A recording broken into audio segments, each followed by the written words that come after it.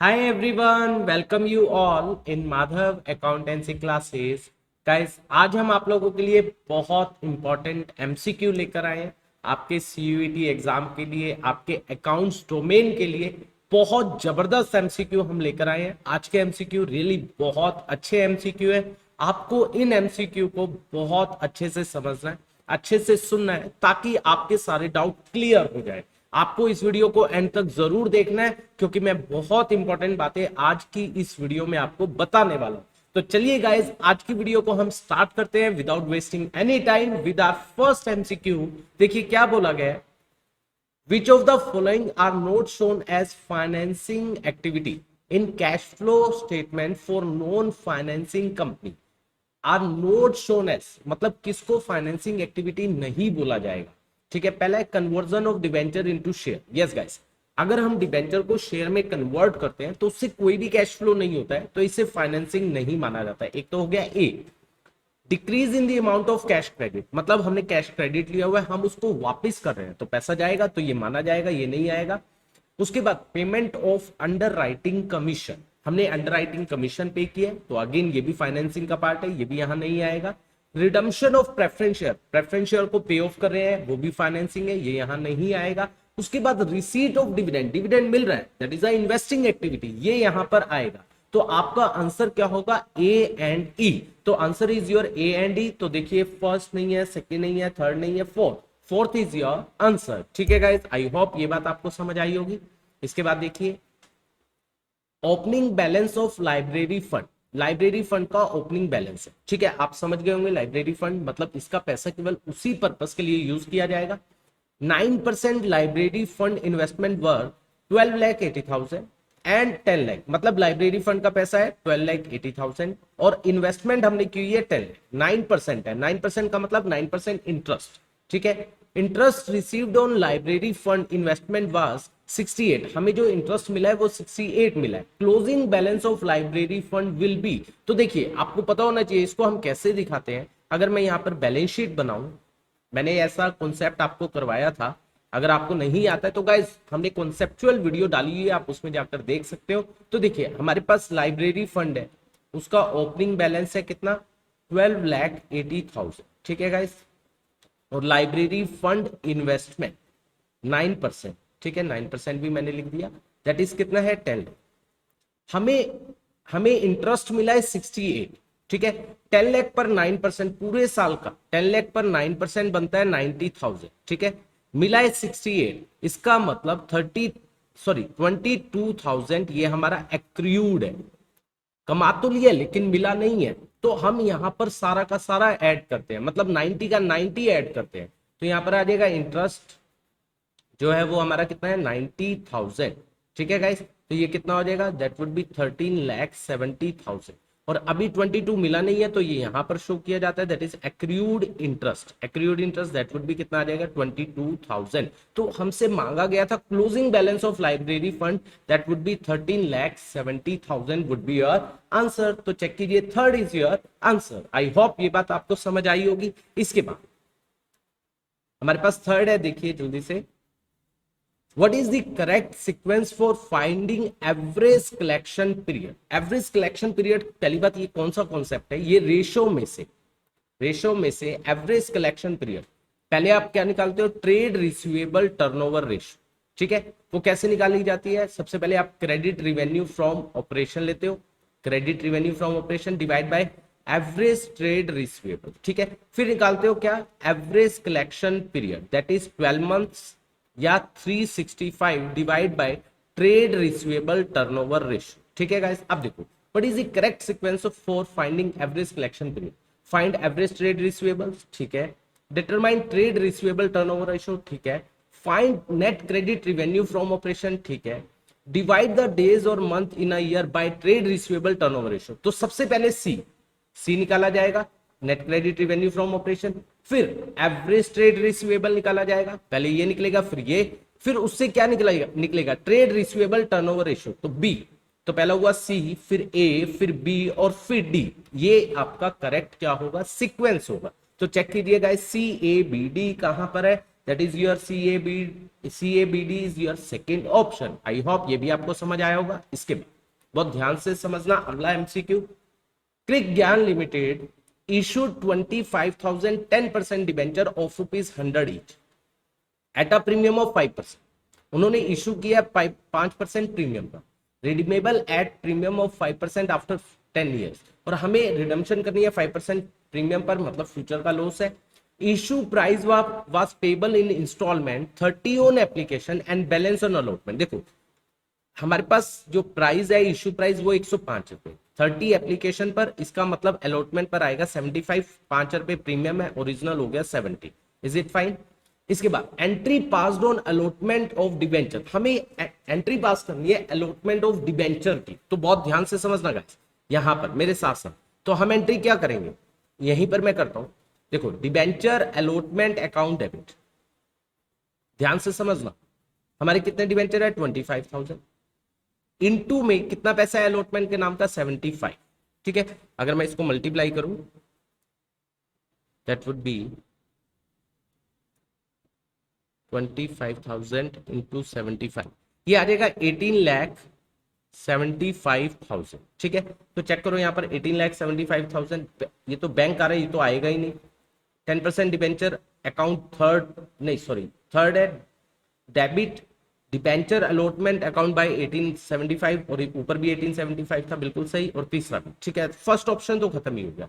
इसके बाद आपने क्या किया, फ्यूचर का आपका क्या हो रहा है लॉस, क्योंकि आप फ्यूचर पर 5% क्या देने वाले हो प्रीमियम, तो आप लिखोगे loss on issue of debenture, कितना आ जाएगा 25,000 इंटू कितना 5, तो चेक करो 1,25,000। अब देखो इनमें चेक करो, loss on issue of debenture by 125 second में आ रहा है, थर्ड में नहीं आ रहा है, तो ये तो आएगा ही नहीं, थर्ड तो खत्म ही हो गया। डेबिट, और ये डिस्काउंट आ रहेगा, डिस्काउंट नहीं होता है, जो फ्यूचर का लॉस होता है हम उसको लॉस से डिनोट करते हैं, तो फोर्थ भी खत्म हो गया। तो आंसर यहां से क्लियर हो रहा है कि सेकंड इज योर ऑप्शन। ठीक है गाइस, आई होप ये बात आपको समझ आई होगी। आप आगे भी कैलकुलेट करना चाहे कर सकते हैं, लेकिन यहीं से हमारा क्लियर हो रहा है। ठीक है गाइस, इसके बाद Ravi and Bhuvi are partners in a firm in the ratio of 5:3, their capital 2 lakh and ₹1 lakh respectively. ठीक है, as per the partnership deed they are allowed interest on capital at the rate of 8% per annum। ठीक है, interest charge on drawing of Ravi and Bhuvi दिया हुआ है calculate करके, interest जो है ड्रॉइंग के ऊपर 25 और 1500। Firm incurred a loss of ₹20,000, उनको लॉस हुआ है 20,000 को for the year ended 31 March 2020। Loss transfer to capital account of Ravi and Bhuvi will be, देखो गाइस आपको लॉस हुआ है 20,000, पहली बात इंटरेस्ट ऑन कैपिटल नहीं दिया जाएगा, जब भी लॉस होता है इंटरेस्ट ऑन कैपिटल नहीं देते, लेकिन इंटरेस्ट ऑन ड्रॉइंग जो है वो लिया जाएगा। कितना है 2500 और 1500, तो कितना लिया जाएगा 4000। हम एप्रोप्रिएशन यहां पर बनाएंगे, प्रॉफिट एंड लॉस एप्रोप्रिएशन अब बनता है। लॉस के केस में केवल एक ही केस है, अगर लॉस हो रहा है केवल एक केस में बनता है, जब इंटरेस्ट ऑन ड्रॉइंग मिल रहा हो। तो लॉस आपका आ गया यहाँ पर to profit and loss account, कितना आ गया दैट इज 20,000, और बाय में यहां पर क्या आ गया इंटरेस्ट ऑन ड्रॉइंग, इनकम है दैट इज 4,000। ठीक है, तो अल्टीमेटली 20,000 का लॉस है, इनकम हो रही है 4 की, तो लॉस आपका रह गया 16,000। ये 16,000 पार्टनर्स में 5:3 में डिवाइड होगा, 5:3 में, तो अल्टीमेटली कितना आएगा 5 और 3 8, ये आ गया 10,000, और कितना आ जाएगा 6,000। तो ये लॉस पार्टनर्स में डिवाइड होगा, तो चेक कीजिए guys 10,000 and 6,000, third is your answer. देखिए गाइस इसके बाद हमारा नेक्स्ट MCQ आ रहा है, देखिए बहुत ध्यान से आपको समझना है। That is your based on the following information fix asset turnover ratio निकालनी। शेयर होल्डर फंड आपको दिया हुआ है 14,50,000, टोटल आउटसाइड लाइबिलिटी है 16,83,000। देखो टोटल आउटसाइड लाइबिलिटी मतलब इसमें करंट भी आ गई, नॉन करंट भी आ गई, और ये हो गया शेयर होल्डर फंड। तो शेयर होल्डर फंड प्लस में टोटल आउटसाइड लाइबिलिटी को हम अगर ऐड करेंगे तो उससे टोटल लाइबिलिटी आ जाएगी, और उसी से ही टोटल एसेट आ जाएगी। ठीक है guys, long term loans 8% debenture, इनकी अब जरूरत नहीं है। लॉन्ग टर्म प्रोविजन इसकी भी जरूरत नहीं है, क्योंकि ये टोटल आउटसाइड लाइबिलिटी में आ रहा है। Current asset yes guys 11,33,000, current liability इसकी भी जरूरत नहीं है, और ग्रोस प्रॉफिट है 9 lakh and rate of gross profit on cost है 25%। पहली बात तो देखिए फिक्स्ड एसेट टर्नओवर रेशियो का फॉर्मूला क्या होता है, that is revenue from operation, याद रखना guys, revenue from operation divide by that is sorry net fix asset revenue from operation divide by net fix asset, ये उसका फॉर्मूला होता है। ठीक है गाइस, इसके बाद देखो रिवेन्यू फ्रॉम ऑपरेशन अगर मैं सबसे पहले निकालूं, रिवेन्यू फ्रॉम ऑपरेशन कैसे निकलेगा? ग्रोस प्रॉफिट है आपके 9 lakh, gross profit on cost है 25%, ग्रोस प्रॉफिट है 25% ऑन कोस्ट। मैंने क्या किया, कोस्ट को लेट कर लिया, कोस्ट को मान लिया 100। ठीक है, तो ग्रोस प्रॉफिट अल्टीमेटली कितने हो गए, इसका 25% 25, तो अल्टीमेटली रिवेन्यू फ्रॉम ऑपरेशन आ गया दैट इज 125। तो यहां से मेरा यूनिटरी मेथड एप्लीकेबल हो जाएगा। क्या क्या लिखेंगे हम कि अगर इफ मेरा ग्रोस प्रॉफिट है 25 तो रिवेन्यू फ्रॉम ऑपरेशन है 125, तो 1 होगा तो 125 डिवाइड बाय 25, और मेरा ग्रोस प्रॉफिट दिया हुआ है दैट इज कितना 9 लाख। ठीक है गाइस, तो ये आ जाएगा 25 बाय 125 मल्टीप्लाई बाय में 9 लाख। ठीक है, तो ये आ गया 5, तो ये आ जाएगा 45 लाख। आई होप ये बात आपको समझ आई होगी। यहां से मेरा रिवेन्यू फ्रॉम ऑपरेशन निकल गया। अब बात आई क्या निकालना है हमें, net fix asset. Net fix asset कैसे निकलेगा, देखो आपको क्या दिया हुआ है, टोटल लाइबिलिटी यहां निकाल सकते हो। टोटल लाइबिलिटी कैसे निकलेगी, शेयर होल्डर फंड है 14,50,000 प्लस 16,83,000। ठीक है गाइस, तो ये हो गया 0 0 0 3 3 6 और 4 10 और 1 11, और ये आ जाएगा 1 और 1 2 और 1 3 31,33,000 that is your total liability. और ये किसके इक्वल होगा, टोटल एसेट, तो यही आपकी टोटल एसेट बन जाएगी। इसमें से टोटल एसेट में से अगर मैं करंट एसेट को माइनस कर दूं, फिक्स एसेट आ जाएगी। तो देखो हमारे पास करंट एसेट है 11,33,000। ठीक है गाइस, तो यहां पर ये आ गया 20 lakh. 20 lakh would be our net fix asset. तो हम क्या करेंगे, हमें दिया हुआ revenue from operation 45 lakh.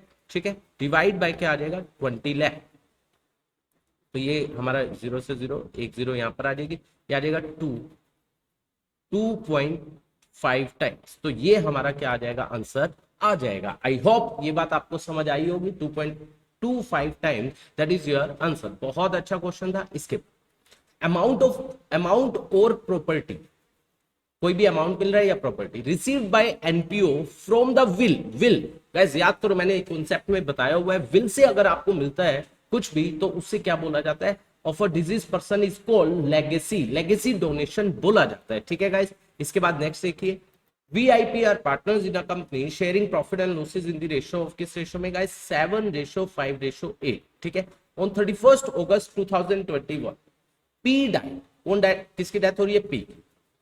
Books of the accounts of the firm close on 31 March every year.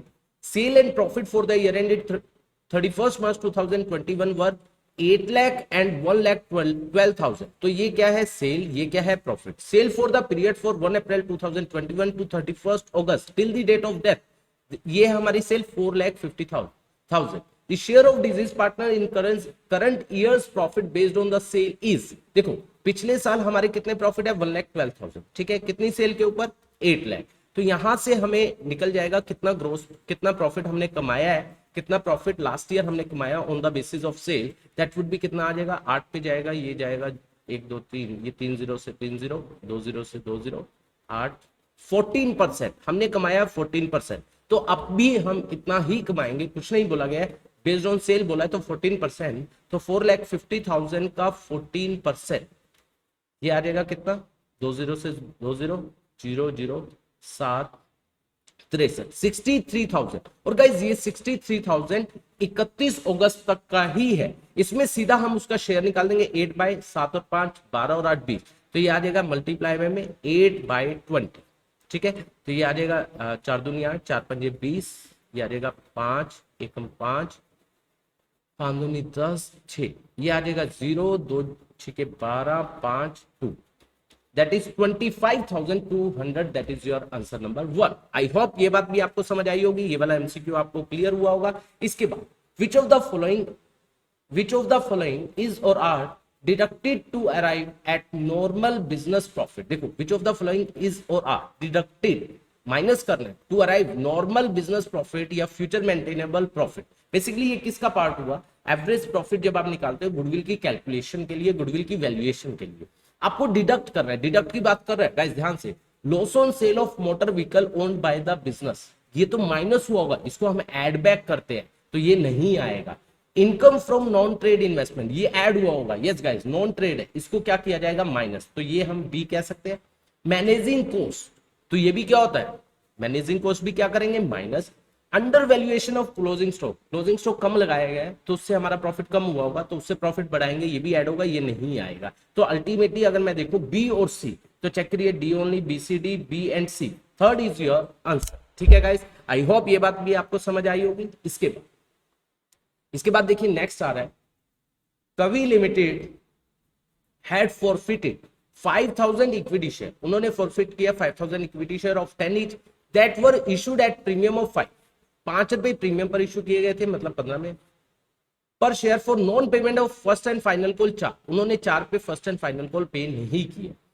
The forfeited share were reissued at 8 per share fully paid, हमने उनको fully paid में 8 पर शेयर में रीइश्यू कर दिया। The amount that will be transfer to capital reserve will be, बहुत ध्यान से समझना है, बहुत इजी वे में, केवल 30 सेकंड में आपका आंसर आ जाएगा। देखो 5000 शेयर, आप मुझे ये बताइए ओरिजिनल आया कितना, देखो 4 पे नहीं आया, 10 में से 4 ओरिजिनल, ये प्रीमियम नहीं है क्योंकि बोला नहीं ये है प्रीमियम किस पर आएगा, तो अलॉटमेंट की बात हुई होगी, वो आ चुका हो, तो 4 नहीं आया, 10 में से 4 नहीं आया, मतलब 6 तो आ गए, तो इसका मतलब 30,000 हमारा शेयर फॉरफिटेड अकाउंट है। ठीक है, और हमने इनको रीइश्यू भी कर दिया 8 पर शेयर फुली पेड, मतलब 5000 गुना 2, कितना डिस्काउंट कितना दिया 2 रुपए, तो कितना यूज हुआ 10, 30 था, 10 डिस्काउंट दे दिया तो 20,000 पे बच गए, इसको हम किस में डालेंगे कैपिटल रिजर्व में, तो 20,000 विल बी योर आंसर।